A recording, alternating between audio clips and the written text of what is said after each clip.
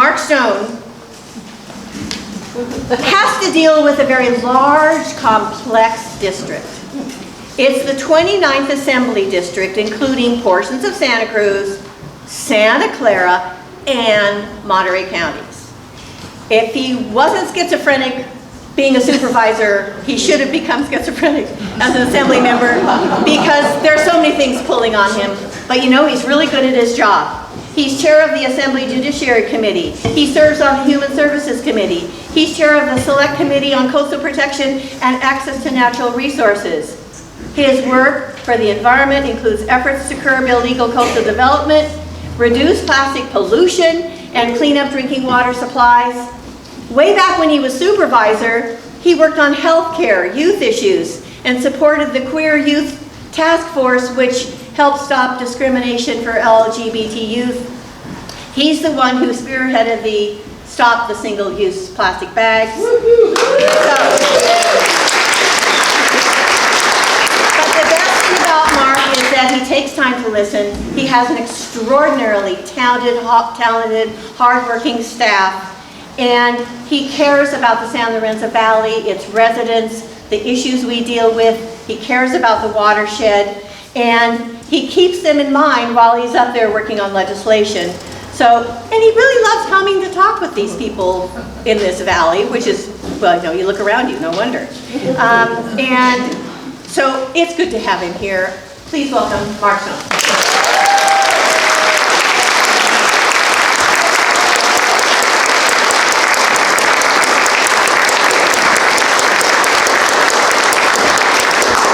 I've been told to make sure I project, so hopefully everyone can hear me well enough. It's sort of odd being without a bit of a microphone and some amplification, so I am sorry if you can't hear. Hopefully the acoustics are here well enough. I love coming to this event every year at the Valley Women's Club and all that everyone here does for the Valley and because of how well you take care of each other. And politically, this is sort of what I consider home base. You guys have always been a great source of support, but also grief and attention to detail. I never lack for hearing from folks out of the San Lorenzo Valley.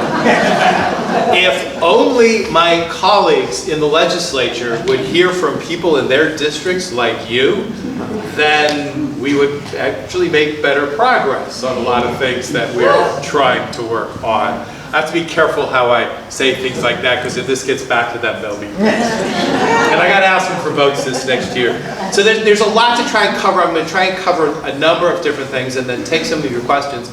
Hopefully a lot of questions that you have around some of the topics that I know are on your mind, like wildfires and PG&E. I can set the groundwork for and answer some of those. My office gets, and I want to point out Maureen McCarty, who's in the back. She is my district director.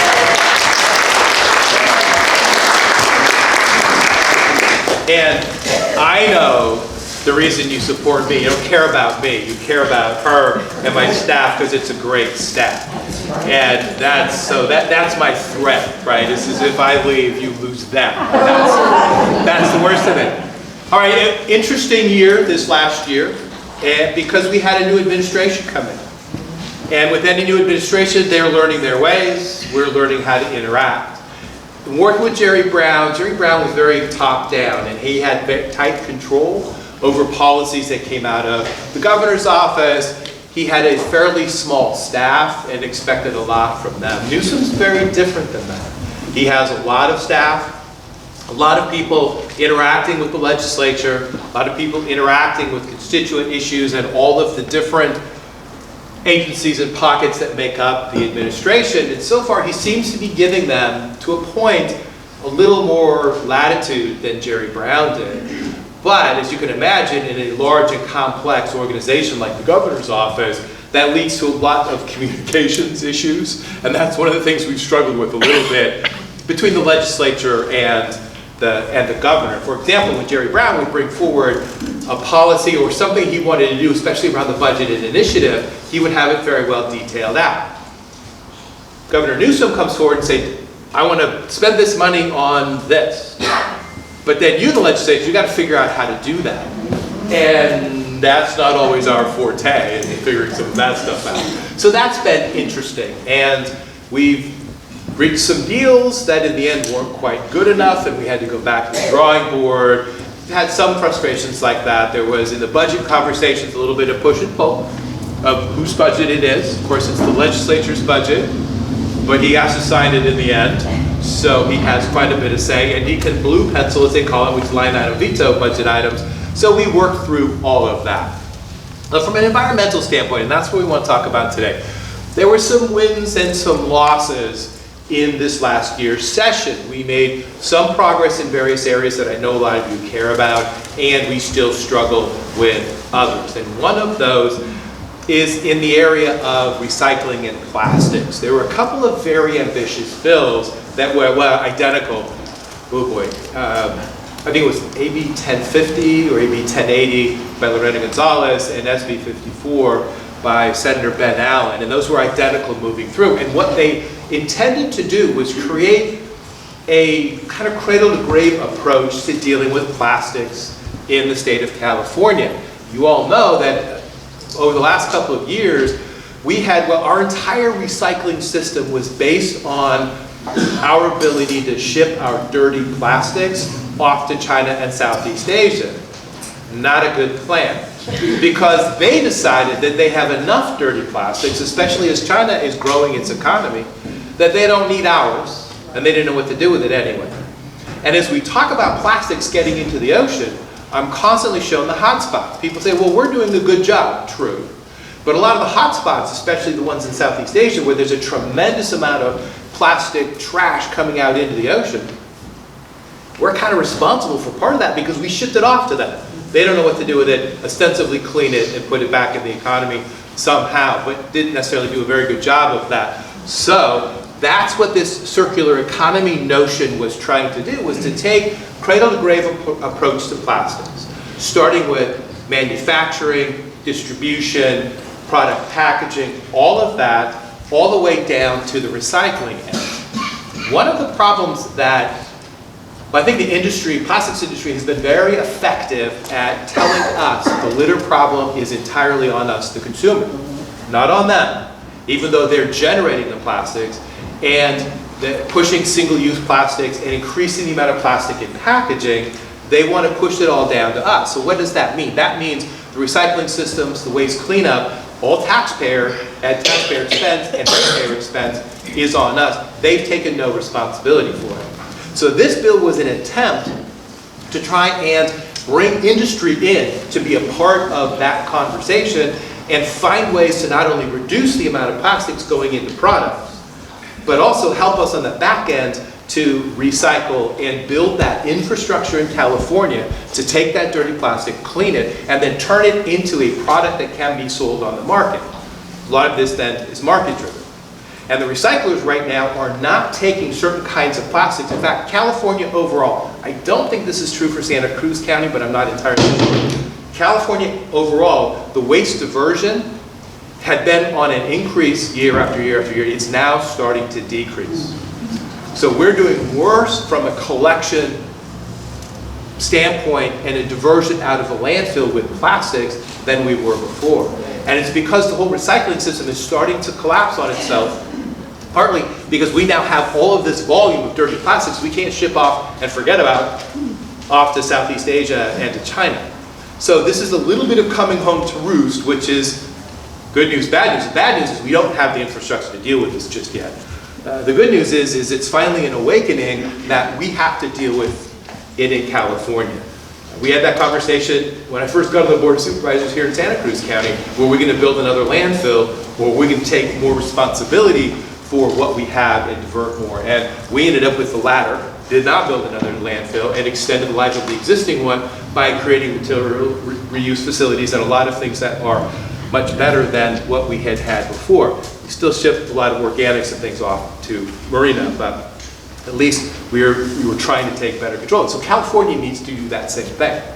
So these bills were an attempt to do that, and we also know that the bottle bill, the CRB, that we all pay on our bottles, That isn't really working anymore. It was created 30 plus, almost 40 years ago. They've been collecting the CRV.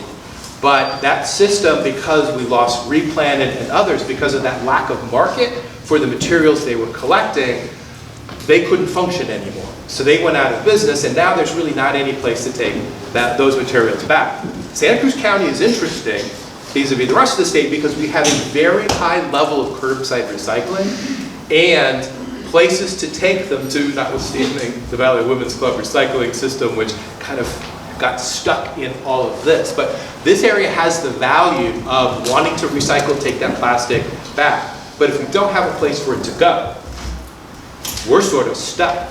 So the state's been collecting CRV, not really spending it on recyclers, and the whole thing is coming apart. And the legislature had put a couple of bills on Jerry Brown's desk that he vetoed, that he was not interested in, and he kept saying, give me a comprehensive solution. Well, I don't know what the comprehensive solution is, and we were trying to make some progress with this, and we had hoped to make a little bit more progress with the Newsom administration. And the reason I have some optimism, even though we weren't successful this last year, is Jared Blumenfeld, who is the Secretary of Cal EPA. If you listen to his podcast, Podship Earth, and what he has done, all of San Francisco's kind of leading policy around plastics and waste diversion was him when he worked for Newsom, and actually the prior mayor even. He had done a lot there. So Newsom puts him in as a Cal EPA secretary, and he is bound and determined to help figure this out. The problem is with the bills that we had, they engaged very late. They engaged about 2 weeks before the end of the session, and we couldn't get it across the finish line. It's sitting there as a 2-year bill on the assembly floor right now, so they can take it up as early as January. But I'm pushing on the administration to really take control over that policy, because it's Cal Recycle that has to figure out how we're going to take those next steps, and to help local jurisdictions figure this out, get the money flowing again, get the recycling systems built up, and put together that missing component so that we can create markets for that used plastic and then require them to be put back into products. There was a bill that we put on the governor's desk this last year that would have required single-use plastic bottlers, so the Coca-Colas and everybody else who has plastic, to have 50% recycled material content, and I forget the dates, but I think 2030, and then 100% by somewhere around 2040. Well, that got vetoed. We put that on the governor's desk, he vetoed it. I'm not exactly sure. So we've been trying to make some of these progress, but it's been a little bit frustrating. And so now, on a local level, I know that's very frustrating, because those of you and us who want to be recycling these materials and expect the system to work, when it doesn't work, that's a bit of a disaster. So I am, fingers crossed, hoping that the administration will engage and we can really start to make progress in this come January. I told them they need to make progress on this now, during the interim, during the fall. I don't know what, I had that conversation with Blumenfeld a little bit ago, and didn't, they hadn't realized that, I guess. So another hiccup with respect to new administration coming in. So that's sort of where that stands. I don't know what to expect. I'm hoping to see a little bit more action on those. And even if we pare down this notion of a circular economy, which is very hard, plastics industry hates that, because they want to keep shuffling off responsibility for any of this onto the rest of us. They're happier with that model, but they have to be able to participate. But even if what we do is fix the bottle bill and recycling systems that we have and get that system working again, those will be a success. Other issues, water, as you know, are very, very large issues for the state of California, both supply, clean water, drinking water, and how we deal with all of that are very, very large issues. We had a bill that went through the legislature, again, this was Senate Bill 1, the Senate Pro Tem, who is the leader essentially of the Senate, Tony Atkins, had a bill that was focused on the federal government and its relation to the state of California. Because in the past, prior to 2016, the federal laws around clean water, clean air, all of their environmental laws were a bit of a backstop. And then California, over the years, has been filling in some of the gaps and doing things based on our values and the way we want to see the world when it comes to environmental policy. Well, this administration, the Orange Menace, has been working to roll back a lot of those rules. And so what Senate Bill 1 was designed to do was to fill those gaps and say, okay, where we notice the federal government is winding back and taking away what we had been relying on, whether it's the Endangered Species Act or the Clean Water Act or Clean Air Act or others, California would fill in those gaps. So instead of just filling gaps in federal policy, we were now going to have to take over some of what had been federal policy, take control of that as California law, which we can do to a point. And the to a point is an interesting one with respect to clean air and vehicle emissions. So California had gotten a waiver from the EPA a number of years ago and had set vehicle emission standards much tighter than the federal government did. We were allowed to do that. And those of being old as I am, I can remember when, I'm not going to describe that to anyone here, but I can remember when there were California-specific vehicles. Well, that was because the emissions control had to be tighter. And the car manufacturers decided that's crazy, costing them a lot of money. They made then all of their vehicles California compliant. So even though the other states didn't have the same level of protections, they enjoyed those same level of protections, air quality protections, because of the California standard. Well, now the Trump administration is trying to wind that back, and the state of California is suing to protect those, and they're trying to do that by taking away our waiver. A number of car manufacturers have stood with California, and a growing number of states are staying with California, telling the EPA don't do that. But we just recently, unfortunately, had a number of car manufacturers go the other way and siding with the administration. So pay attention to that. That is going to continue to be a bit of a fight until we can change the administration or change their mind. One seems a lot easier than the other at this point. And kind of take that. But that's one of the pieces we're struggling. And also with the Endangered Species Act. One of the provisions of that Senate bill was because the current administration does not seem to be wedded to science when it makes decisions around endangered species. I don't know how that works, but well, I think we do know how that works, because if you ignore science, you make decisions that are based on the profitability of those who would otherwise be affected. In my book, that's a bad path to go down. So they're going to walk away from that. So California, in Senate Bill 1, was trying to then take more control over how we interpret the Endangered Species Act and apply our standard and reject the negative direction that they seem to be going in. That was also a bill that got vetoed. And it got vetoed because of the Westlands Water District and the Central Valley, which is a very wealthy water district, and exerted a tremendous amount of pressure on the governor and the legislature. This was a tough bill, very tough bill to get through. And now it turns out they've got a promise from this administration to be able to take all the water that they can use. Wow. Well, yeah, so they won with the veto. They're now going to take more water than they arguably deserve. We'll see how that plays out. But fortunately, the Newsom administration is pushing back. So I think they woke up to that one. So California still has to work to be protective of our values of environmental protection. That's going to remain a bit of a challenge as we move forward. Climate is a big issue. Irrespective of what the federal government and those people think of, oh, we don't have a real issue, we do. And California, Jerry Brown did a very good job of setting the standard for how we mitigate against greenhouse gas emissions, and we're on a pretty good path to that. We're struggling because the largest sector of emissions is the transportation sector, and we're not doing very well with that sector. With others, we potentially are, or we're doing much better. We put in place cap and trade. We put in place a number of mechanisms to deal with that. But what the Newsom administration realizes, the next steps we have to take are mitigating, or not just mitigation, but adapting to the changes we know are coming. And for coastal counties like Santa Cruz, sea level rise is one of those big issues.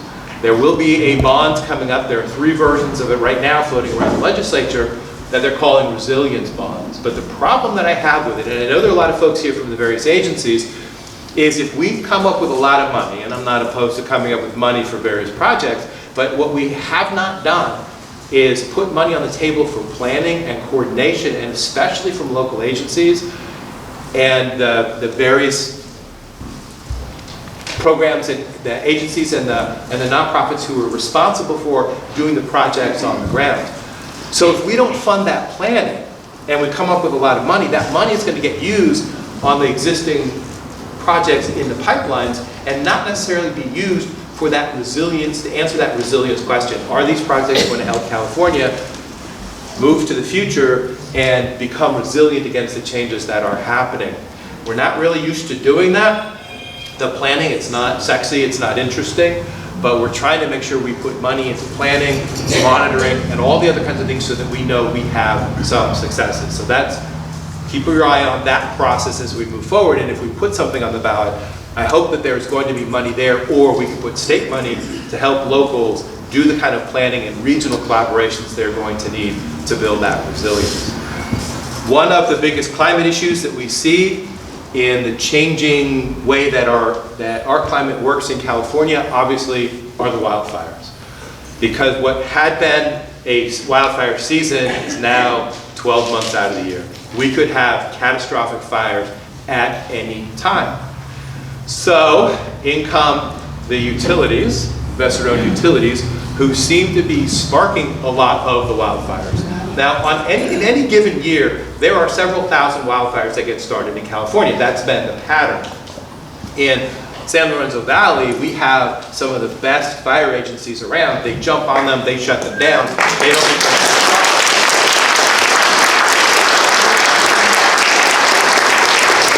And their willingness to work together and do the mutual aid is what keeps control over that in a very urbanized mountain setting like here. We've also, Santa Cruz County, a number of years ago, put in an urban wildland interface code so that if you're rebuilding or going to be doing new construction, you have to build a structure that is more likely to survive fire than we had before. So those are sort of rational decisions that have happened around here.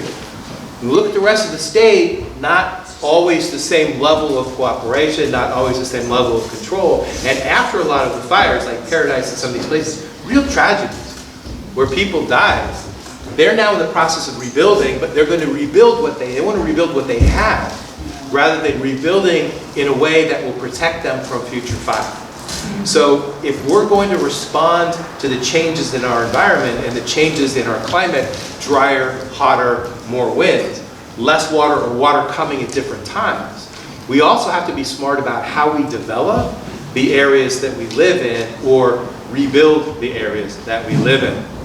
Now, back to the sparking of the fires. And I'm going to say some negative things about PG&E. But I want to be very clear, and I want your help on this, because my frustration with our lovely investor-owned utility is not with the men and women who are working day to day.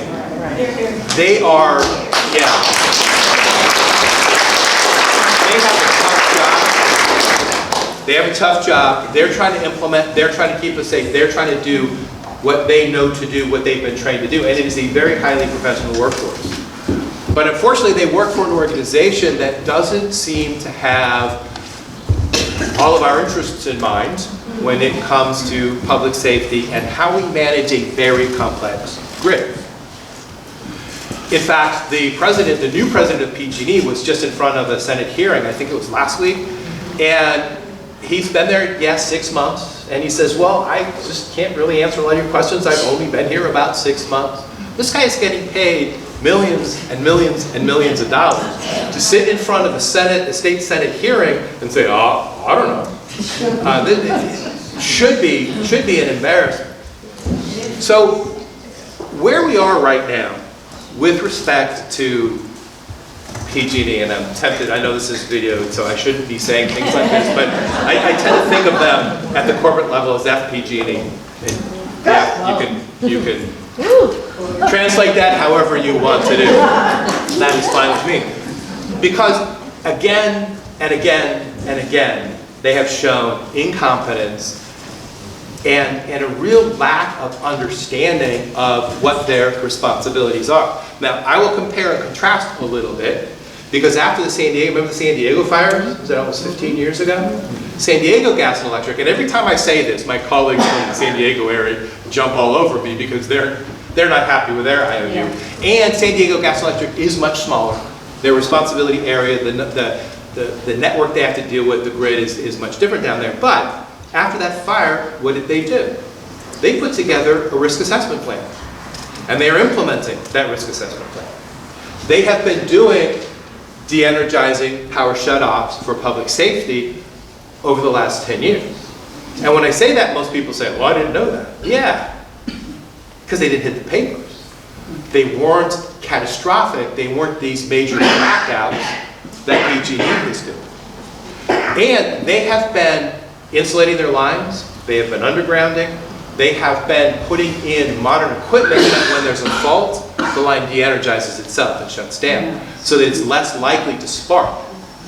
So what has PG&E been doing over the last 10 years? Paying their shareholders. Yeah, they've made sure that their shareholders are seeing the returns that they wanted to see. But what have they done with respect to public safety and their infrastructure? Nothing. Do they have a risk assessment plan? I've asked them for their risk assessment plan. No, haven't gotten around to that. Now, because of the fires, and this is a very serious and complex question now. So PG&E, and what is really trying right now to get out from under the liability, is one of the reasons that they filed for bankruptcy. And the legislature over the last couple of years, we put together some packages to help municipal power companies and investor-owned utilities, because the scope of liability is so large that no single entity can really handle it, including an entity as large as PG&E. But as long as they're in bankruptcy, and as long as they're pulling the shenanigans they're pulling, they are not allowed to take advantage of any of that stuff, which is a good thing right now. So we're trying to, as a state, figure out how we manage that liability. The liability question comes down to what's called, under constitutional law, inverse condemnation. Because the investor-owned utilities sort of sit between being a public entity and a private entity. And they get some benefits of being quasi-public. They get very cheap access to money so that they can invest in infrastructure, which is a good thing if they would only invest in infrastructure. And so that helps keep the rates down for us. So there's a number of benefits that they get. But the Supreme Court determined that when it comes to liability, they're going to be in the same shoes as a municipal utility would be, and that to the extent that they cause the damage, they're going to be liable under inverse condemnation. They essentially caused the loss of value of that property, let alone the lives that were lost. So PG&E wants out from that responsibility, and I think that would be a very bad thing.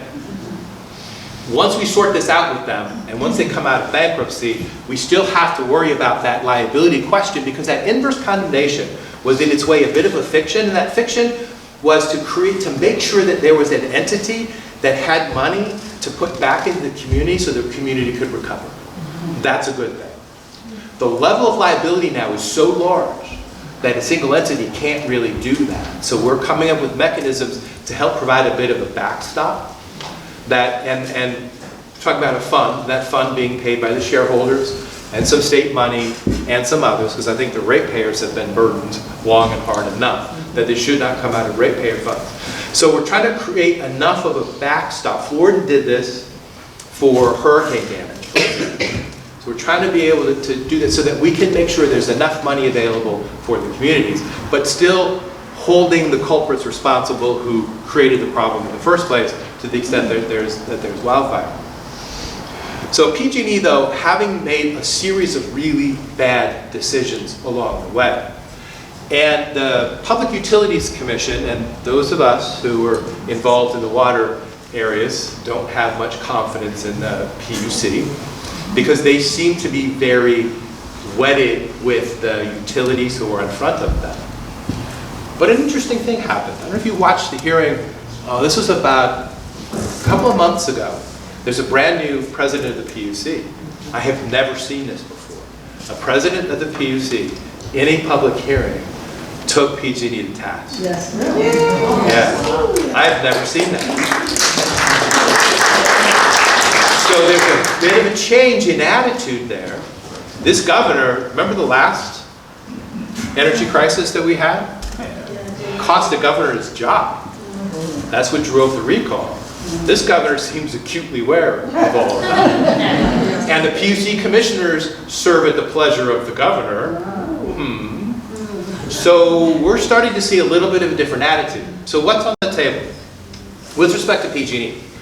So, well, with respect to utilities, that's where we're trying to put together this structure that we can help protect municipal utilities, and that also is going to include investor-owned utilities, should the damage from a fire that they cause be so catastrophic that they can't cover it. We've got to keep the grid up. We have to keep these utilities going. So that's what we're working on.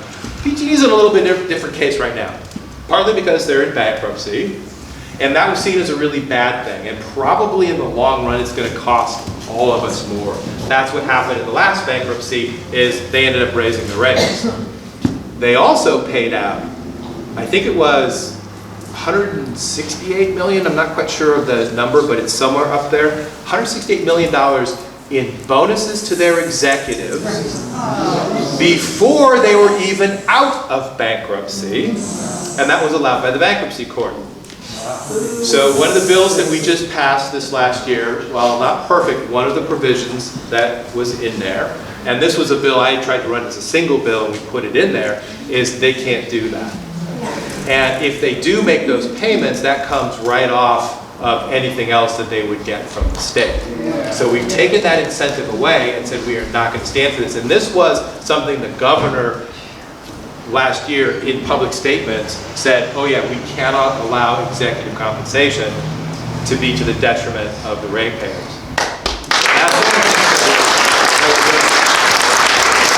But given all of this, and the good news is, with the governor's office, the PUC, and the legislature, so PG&E spends a lot of money in the legislature and has some friends, but right now with all these blackouts that they're doing, most of their friends seem to be going the other way right now. And we have an opportunity over this next year. We're out of session right now. We'll start back in January. Although hearings are going on, there are a number of bills being introduced. I'm working with a number of colleagues to do a number of things.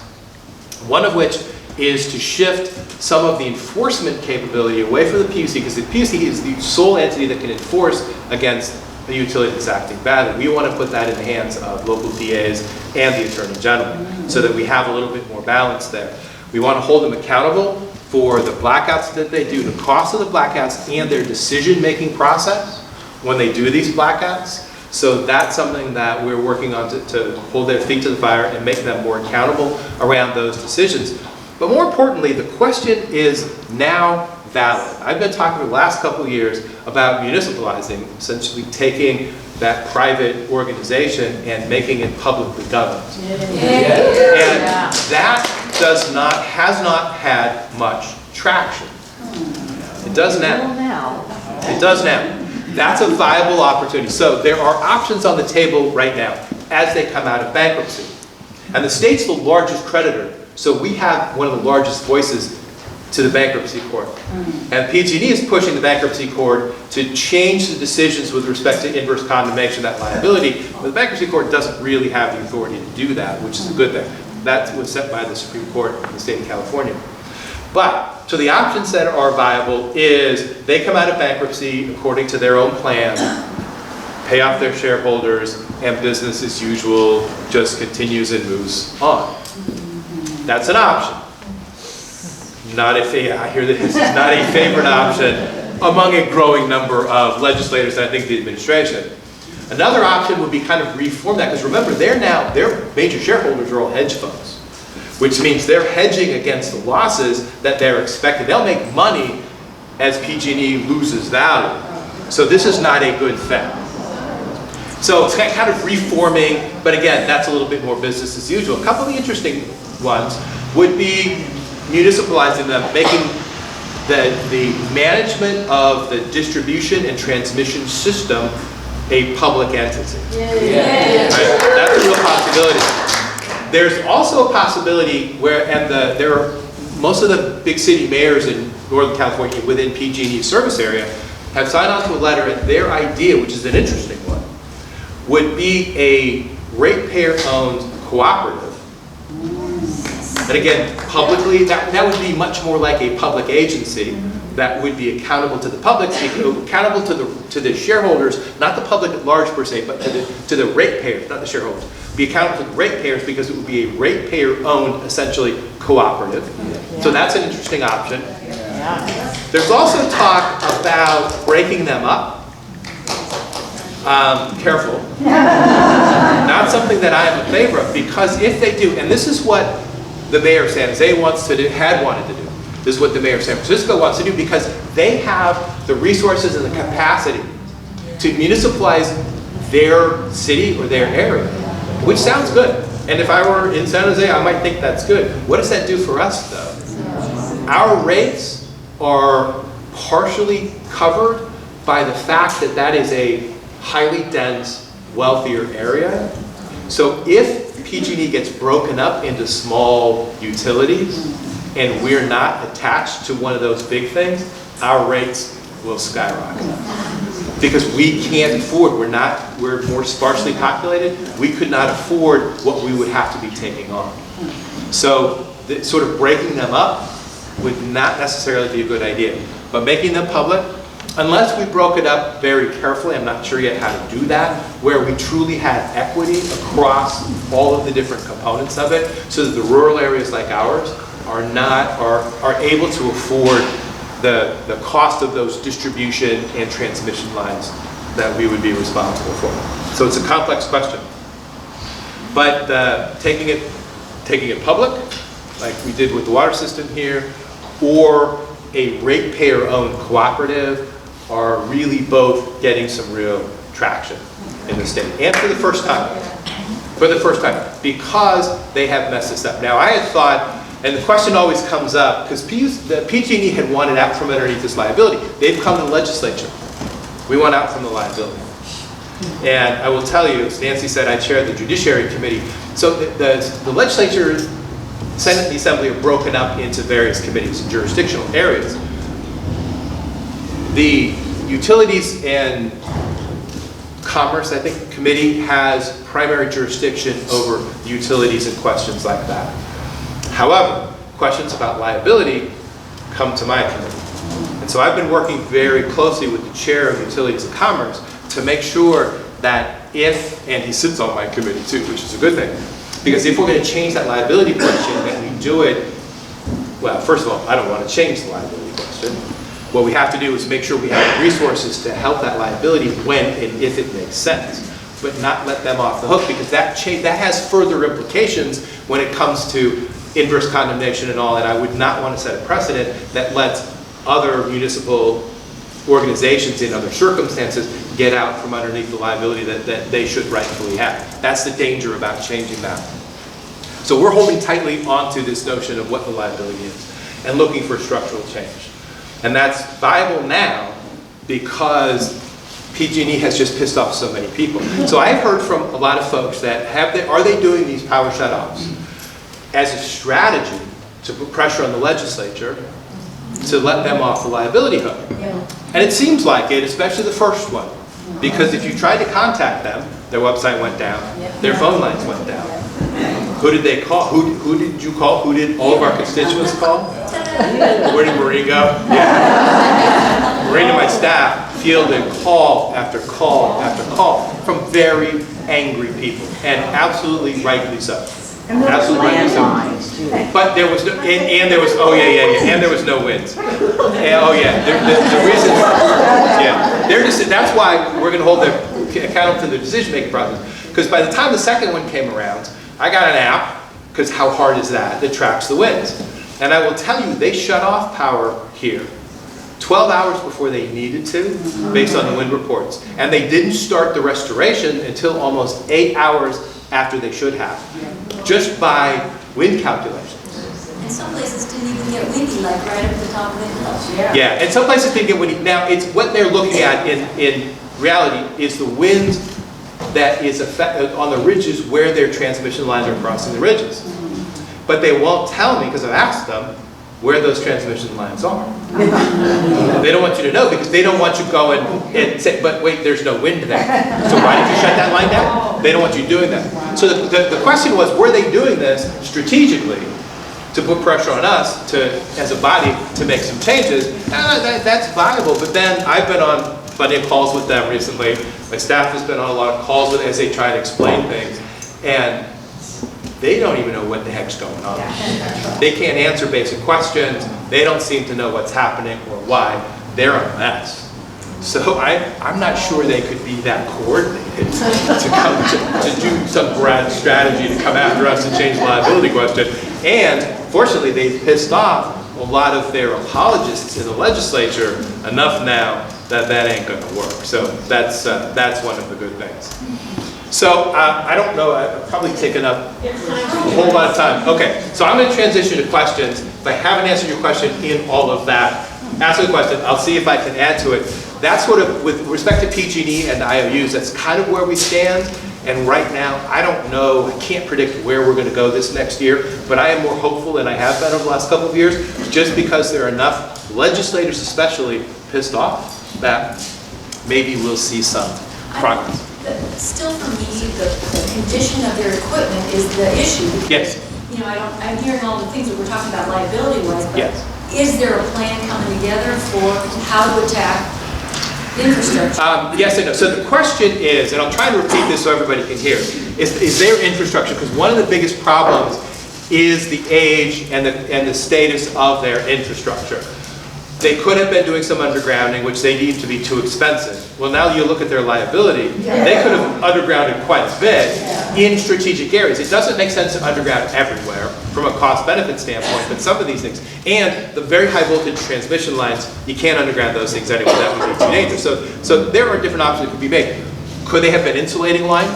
Yes. Could they have been using some of this fast switch ground fault? Yes, they have not done that. So one of the things we did last year is we put together a public safety agency that's going to be, and it's not formed yet, it'll be formed around the first of the year, to look over the shoulders of the investor-owned utilities.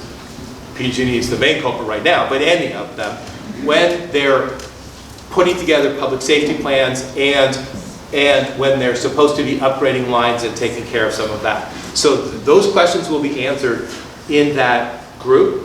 That group currently resides in the PUC, and groans should appropriately follow that. But the good thing we did is we've created it there because that's where it made more sense, but we're going to take it out of it and put it in the Natural Resources Agency.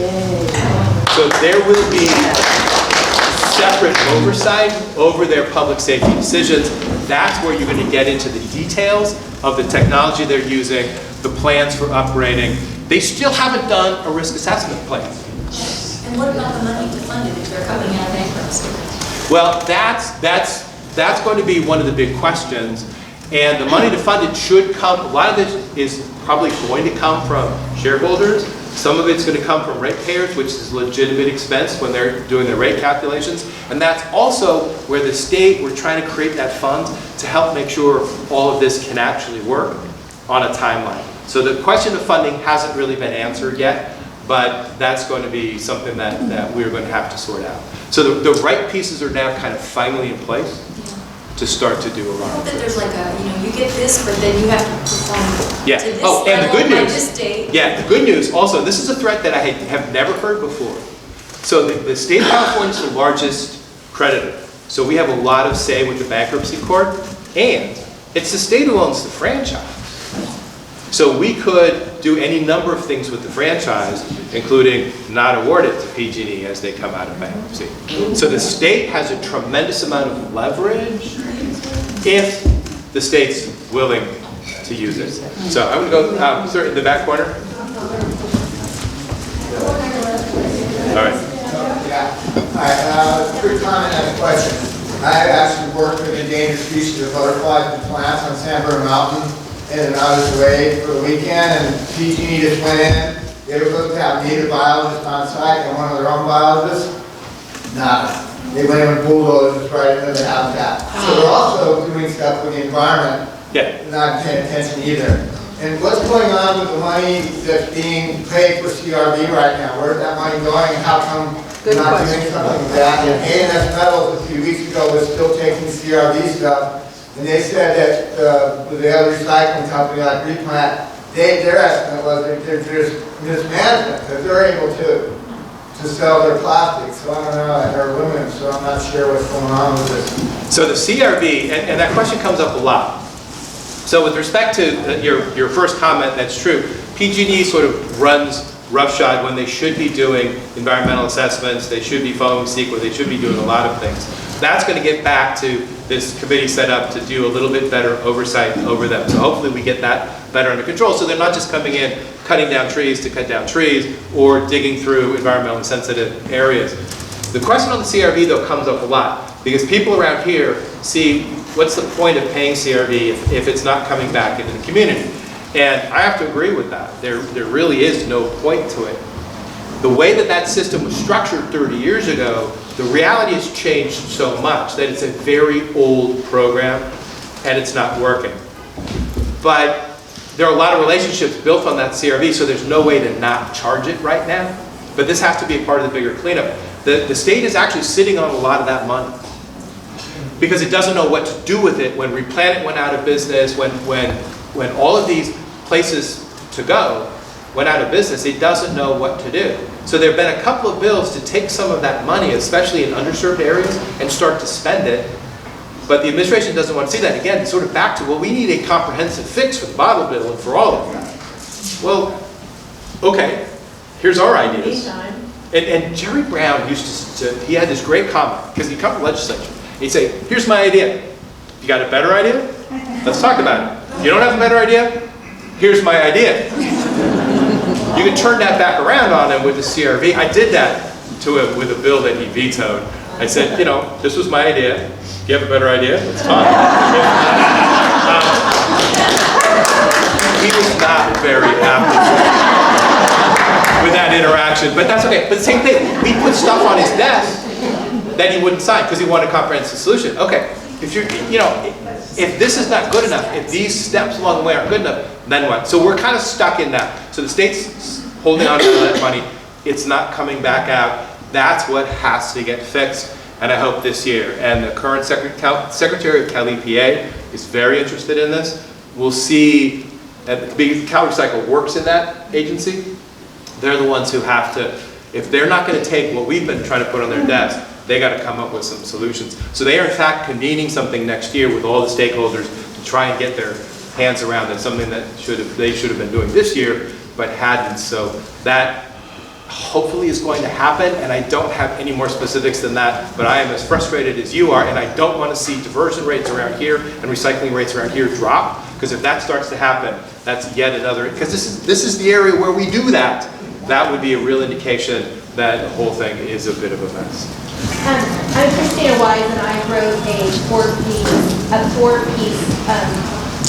series on the recycling issue for the press banner. And the feedback that I got from most of the people who read the articles is they're wondering why there can't be at least a temporary suspension of the collection of the CRV if the people who are collecting it don't know what to do with it, and the people who are paying it aren't getting the... So the question is why not a temporary suspension of the CRV, which seems to make some sense. The problem is though, all of, like even around here, Green Waste, which does the collection through a lot of the county, the CRV is at the heart of their agreement with the county. So if that goes away, then that contract and the funding of that contract stops working.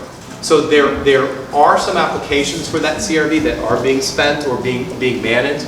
It's just, there are components of it because the state realizes that the system's not working. And they could start all that, but they would empty those coffers very quickly, and they're not willing to do that.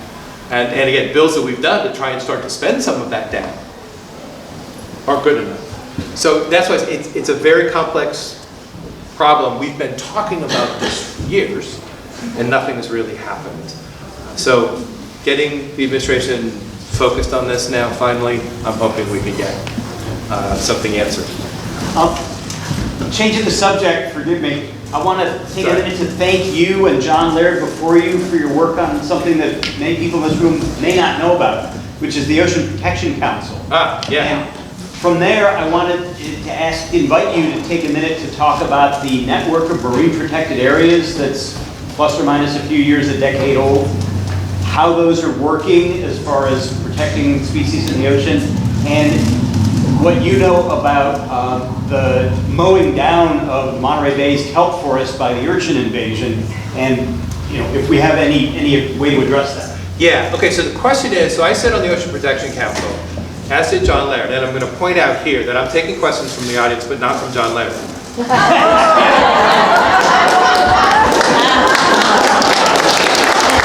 Because I know he's going to put me on the spot for something that I'll have to get at it later.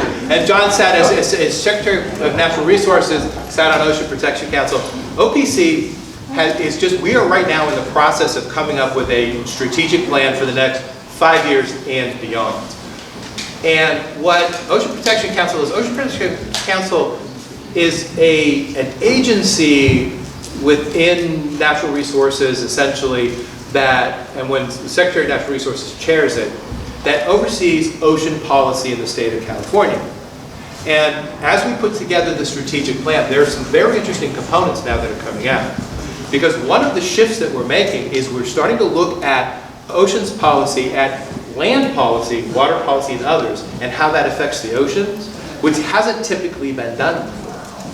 So you can't really think of the ocean without understanding the impacts of lands, watersheds, and others as it comes down. So that's a critical component of that.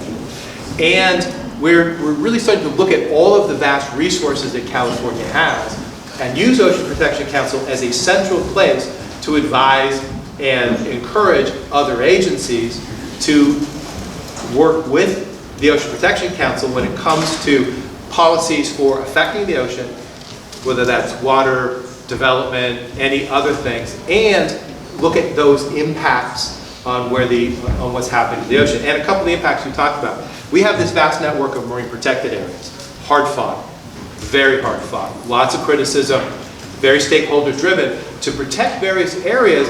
And the notion is if you protect the right areas scattered along the coast, you now allow species to be able to reproduce, to grow, and to be part of a sustainable set of resources along the coast.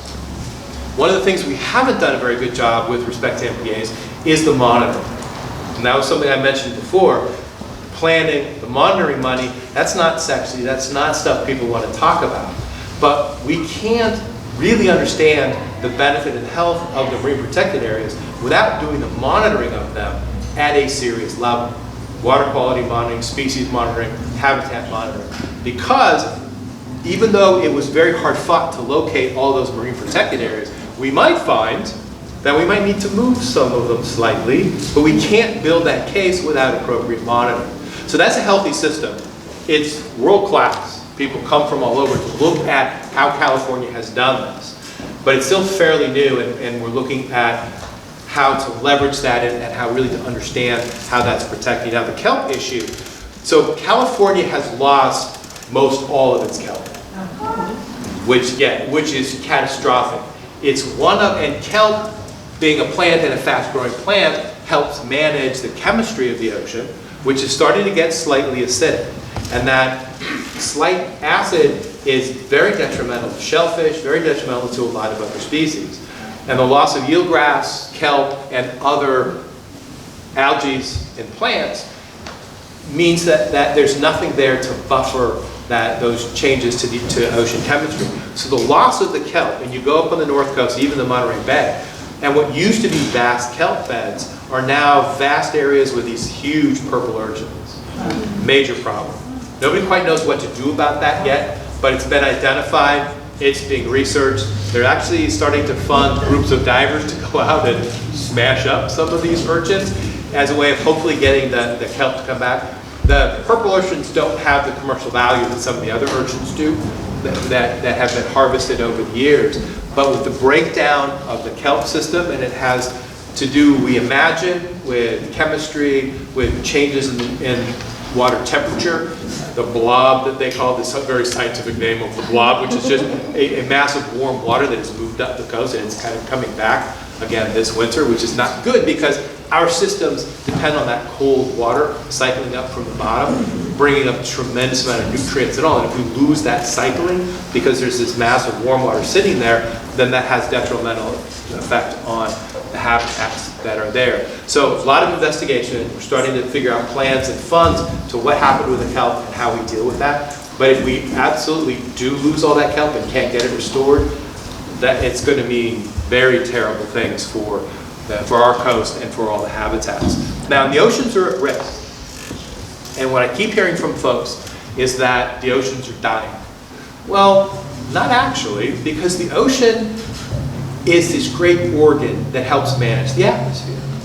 And as the atmosphere changes, what does the ocean do? It absorbs carbon. It ameliorates some of the effects of the atmosphere, so the ocean is still going to be there. But if the ocean changes a lot more in the direction it's heading, we may not be here. So the ocean's going to exist.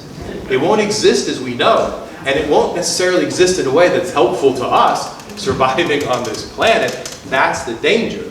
But it'll do is what it's done for the entire life of the planet is it'll just keep changing and keep doing what it does.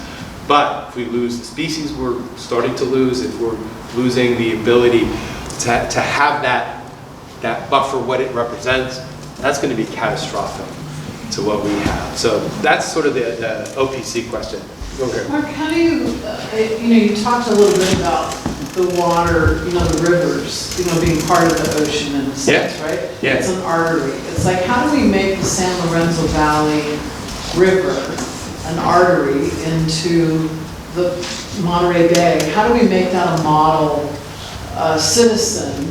And how are you going to be monitoring the river and all of that as part of this? So the question is more specific to the comment that I made about rivers and their impact on the ocean because we know that. But we've typically done freshwater policy over here, saltwater policy over here, and oh my God, nothing, don't talk to each other because it's different levels of expertise. But one of the things that we find is that when freshwater algae that are carrying toxins with these algal blooms will flow into the ocean. Because it's freshwater and saltwater, those algae will often die, but the toxins don't. So we're finding toxic blooms in the ocean that are freshwater derived. Who'd have thought? So we're starting to draw some of those connections. San Lorenzo River, this is one of this has, as I understand it, the highest concentration of septic systems. This side of the Mississippi is right here, if not in the country, on one of the shortest reaches for a major river. That's the length of the river. So for us, and this is something the Valley Women's Club, this is something as I look around the room, a lot of you have been involved in over the years, is making sure the water quality and managing that, cleaning up the river, paying attention to septic, paying attention to sediment flows, and all of that impact into the river here, because it has direct effect out on the ocean. So if we want to guard ocean health, which we should, river health is a key component to that. And these estuary systems like Elkhorn Slough, which is a great place to start to understand and do some of the science around it, because as Elkhorn Slough starts to recover, one of the things so the Monterey Bay, we know, in Big Blue Live, if you ever saw that, BBC and PBS came out to do this live show about the Monterey Bay, which was absolutely incredible because the life in the Monterey Bay is just astonishing. And it's just right there. You can do a live show and find things because the Monterey Bay is so productive and working. 50 years ago, it was dying. What happened? Well, policies changed, awareness changed, that we now have a very viable bay. It's still at risk. But Elkhorn Slough, if Elkhorn Slough fails, the Monterey Bay fails. Because that is a nursery ground for a lot of the species that are in the Monterey Bay. So if you're talking about water quality, everything we do upstream affects it. Sand supply, affected. The habitats, the species, fisheries, those are the rivers, those are the estuaries. They're all connected. And And that's one of the things in the strategic plan on Ocean Protection Council, we're starting to put together, not just big ocean issues, but drawing in a better understanding of those agencies who deal with the freshwater side, estuary side, Caltrans as they're building their roads, instead of these little culverts that block fish passages. Up on Scott Creek is a great example, but in a causeway, right? Let the creek do what the creek is designed to do. Let it close up in the summer, let it open appropriately in the winter, because that's where the species come from. That's what's critically important. I'm glad the Valley Women's Club is putting in compostable cups and and what are the prospects of us having industrial composting that's available to all of us? So the question is the prospects of industrial composting available to all of us. Right now, the biggest issue that we're trying to push on Cal Recycle is obviously the plastics and the others. The organics problem and composting is sort of taking organics out of landfill, being able to break it down, turn it into agricultural products, turn it into reusable kinds of things. I mean, just recycling paper has its downside. The chemicals involved, the amount of water that's involved, always recycling things. So we sort of stepped back, and I think I laid the seeds for this. The industry has told us, I remember this growing up, that it was the industry that was telling us litter is our problem as consumers, and only our problem when we bought into that. They took no responsibility. So we pay for litter cleanup. We take responsibility for it. Well, they need to be kind of a part of that. So now when it comes to organics, when it comes to products, if we reduce our reliance on products and materials that are detrimental, like plastics and other things, and go to compostable and go to reusable, and we reduce our use of it, we reuse what we can, and then recycle it at the back end, and that's where the composting comes in. But we have a tremendous composting capacity in California to some extent, but it's all just large sort of piles and not the high temperature that's required. So a lot of the potato starch-based utensils, forks and spoons and all that, they don't break down unless there's enough heat in the composting process. So that's where the industrial composting is going to be critical. We just don't have a lot of those kinds of facilities. So that is a big question, what we do with organics, how we break those down, and then in ways that are productive, that then become, and the more we can put ground into organic production, and that's another initiative, Healthy Soils Initiative and others, that we're trying to do in California. 30% of the ground in Santa Cruz County is in organics already. Statewide, there's a goal of making 10%. But the more we do that, the more we have a market for what's been composted, and the more organic production there is, the less we're fighting about pesticides and other negative attributes of what comes off of those properties into, back to rivers and estuaries, cleaning up the water as it comes back down. Yeah, in the back. Yeah. I have a couple questions. One is back to clean air. Yeah. Stuff, and there were the automobile manufacturers that sort of are fighting against California. Yes. Is there any way, I was surprised, Toyota seems like one of those companies that's a little bit more environmentally friendly. Is there a way to sort of pressure them or contact them or anything we can do to change that? Is one of my questions. Well, a lot of this depends on choices we make as consumers. So the state already, if the state's buying vehicles, Newsom just announced this, he will not be using any state money to buy vehicles from manufacturers who are not with California in that fight. So that's a subset. But there's, all of us, we can make our displeasure known because we as consumers can drive a lot of decisions that manufacturers, distributors, and others make if we're willing to do that. Mark, one more question? Okay, I'm gonna take one more question in the back. Hi, we've been on renewable fuels. Have you heard about Monterey Bay renewable fuels in the RF1 in food industries? They're taking food waste in the Yeah, that's the facility in Watsonville. Yeah. Have you heard about them? Yeah. At the state level? Yeah, so renewable fuels is interesting, and one of the benefits is that California has one of the highest requirements for low carbon fuels, which is where renewable fuels fits in. The issue though is, and this is the same thing with natural gas, which is arguably slightly less impactful, it's still a carbon-based fuel than some of the coal-fired or oil-fired facilities, and we went to natural gas-fired facilities as an interim step. But the way things are, we're going to have natural gas-fired facilities for energy generation, for electricity generation for a long time, because it's sort of